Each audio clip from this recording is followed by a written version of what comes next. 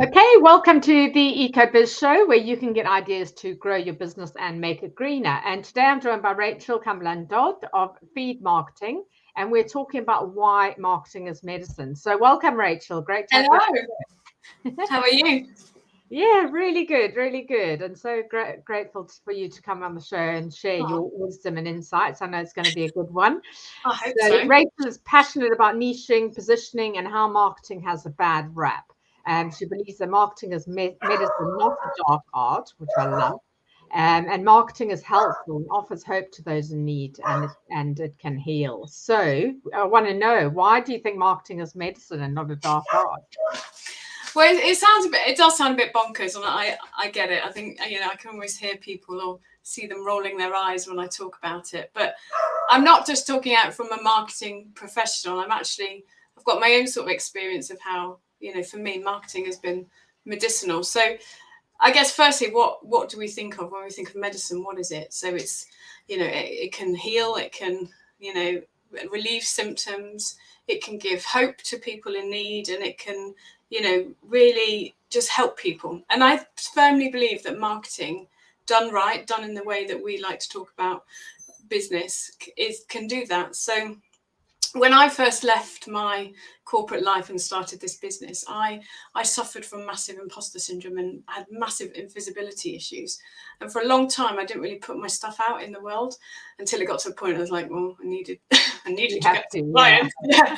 So I slowly started to kind of tentatively put my work out there.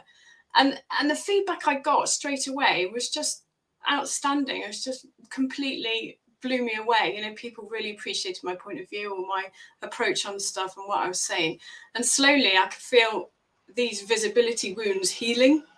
My confidence grew. I just felt so much more energized, so much more motivated, and that just, continued. So for marketing shy business owners, or for those who've got, imposter syndrome or feel really kind of, visibility issues, then marketing is actually the best thing for you. It gives you complete clarity and focus, and the confidence you get when you get that feedback is phenomenal. So that's the first thing. For marketing, for biz owners, it can absolutely heal us. But for those of us out there who are,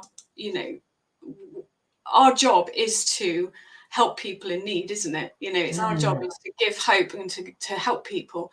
And I think I certainly again felt the same way, that I was starting business, wanting to do marketing differently, and just thought I was the only one. I thought I was the only one talking about sort of, ethical marketing, or how marketing could be a force for good, and it's not such a horrible thing to do. Until I found, there's people like you out there and the other community that we speak to. And I wouldn't have known that this beautiful community existed, people that I could learn from, people that I could buy from. I wouldn't have known they existed unless they had done their own marketing, unless they'd put, had great SEO, or unless they'd sort of put their work out on social media or written blogs about it. So I love that. I really love that. The fact that, you couldn't have found them if they weren't doing any marketing or promotion. So that just, just tells everyone out there, you've got to do it. And I think it's something we all suffer from, even if you've been years in business, imposter syndrome, not wanting to get ourselves out there. I mean, I know, when I started these shows in lockdown, I just said, right, I'm just going for it, and I'm doing it live. I can't edit it. And that's it. And I never did video before that. So it was just like a real jump of sort of stepping out my comfort zone. So that's some fantastic advice. And I know you've got to get the support, and this is where you can help people. So we'll come to that later. So why is going niche a good thing and not to be feared? This is another big thing for business. I know, I bet. I mean, it has got such a bad rap. This is what I believe, that it's almost misunderstood going niche. It feels, when I speak to people, they just instantly go, oh, I don't want to go niche. I'm for everyone. And that old saying, you can't be for everyone. If you're for everyone, then you are for nothing, for no one. And to me, niche is almost like, the origin of the word niche is nest. It's French for nest. I learned that from Tad from Marketing for Hippies, who's one of our mentors. And that nest word just sounds so right, because a niche is a place where you're comfortable. It's a place that you can call people in. It's a place where you can grow and you can help other people grow. And that's, for me, what a niche is. And I think for so many new business owners, coaches, healers, etc., they sort of come out of their, whether it's their 9 to 5 or they start their business, and they're like, right, I'm going to find my niche and get my niche, and I'm going to make that money and go. And the reality is that you need to dance with your niche. You need to do lots of sort of experiments and go where the feelings are. So, you know, it might be that, oh, I work with that person. I absolutely love working with that person. So let's go find more of those. Or this is the problem I help to solve for that person. We'll go and kind of dance your way over there and see if there's more of those people you like working with. And that's the thing. Niche is a slow evolve. Now, when you first start, and this is the fun thing, and that's not to say you don't get clients when you're finding your niche, but if you just, you know, you can enroll clients whilst you're still discovering yourself, because you don't come out fully formed. You know, it takes a while. It takes a while. So when you're first starting, I think, you know, you need to do this kind of merry dance with your niche and just enjoy it and find it, you know, it's part of the experiment. It's part of the discovery of your business. And then it gets to that point, and that could be 6 months or 18 months or 2 years, when you've done enough of that and you're like, right, you are laser focused. You know exactly who you want to work with. You know exactly what problems you solve and how you help them. And that's when that's when the rubber hits the road. That's when it gets really exciting, because that's when you can go super clear, super focused. And that's when you become that expert, that person, the one who, that's when you become known as, you know, the EcoBiz website lady. Yeah. It does. Yeah, people come to you for that. I think that's so true. And I think people put a lot of pressure on themselves to really niche down and get that absolutely clear. And I've seen businesses take years sometimes to evolve, get to that point. Yeah. So what can you? You can't make money, make income whilst you're doing this experiment. Exactly. Absolutely you can. You just focus. So I say, you know, just find the thing that really lights you up right now, niche for now, do it for 3 to 6 months, whatever. If it's working, great, you might have found your niche. If it's not, then let's explore again and try again for another, you know, 3 to 6 months. Just give it some time. And I think a lot of people are just like dotting from flower to flower, trying to, you know, pick up the pollen and not really focus on it. So very, really good advice. And what can you offer to marketing shy businesses who don't want to kind of hustle and push and, you know, spam their work into the world, you know, and, you know, help them get clear on it, because, you know, you want them to be able to market their business, you know, their good business. And get they're that the people you need. Yeah, absolutely.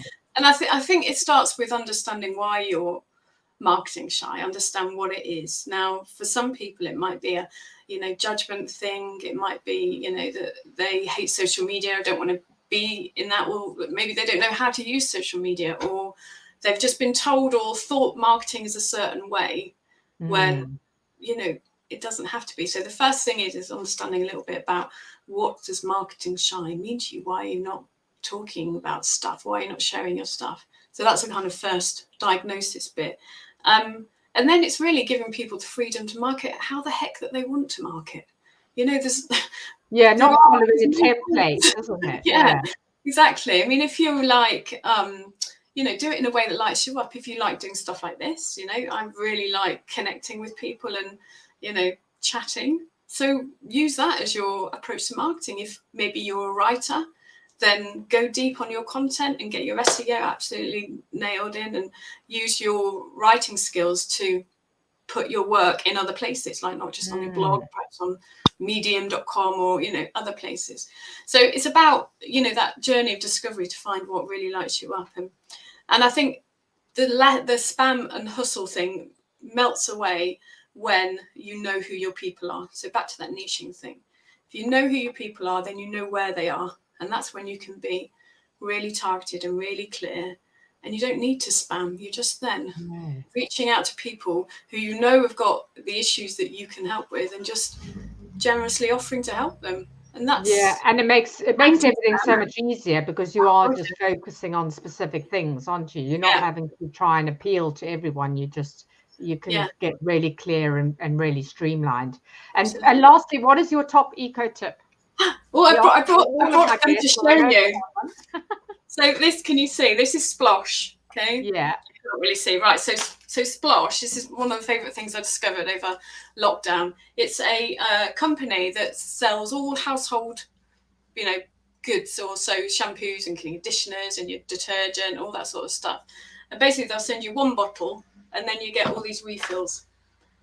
And I realized when I started to I was doing the recycling, like during lockdown, I was just like, oh my God, everyone in this home has a bottle of shampoo. Why have we got that? So I realized how much plastic we were chucking away, household stuff. And then I found Splosh. So splosh.com is the place to go. Yeah. Excellent. Thank you very much for that. That's a new one, which is amazing. So definitely check that out. Anyway, we've come to the end of our time, unfortunately, because I know there's so much more to talk about. So we're going to have to get you back for another one maybe later in the year. But people can find you at feedmarketing.gg. Yes, they can. Yeah. And it's I'm on Insta as at Rachael_feed, and then on LinkedIn as the same.